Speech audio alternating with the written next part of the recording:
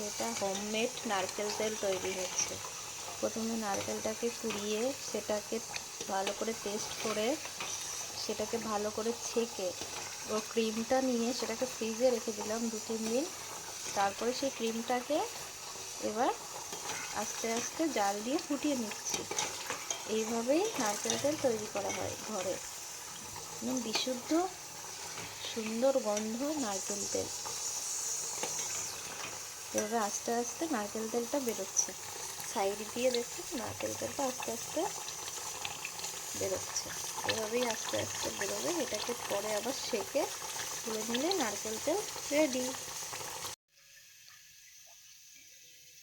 এরকম হয়ে গেলে এটাকে নামিয়ে সেঁকে নিতে। কি সুন্দর তেল বেরিয়েছে, পুরো বিশুদ্ধ। এরপর এটাকে ঠান্ডা করে তারপরে ইউজ করা যাবে।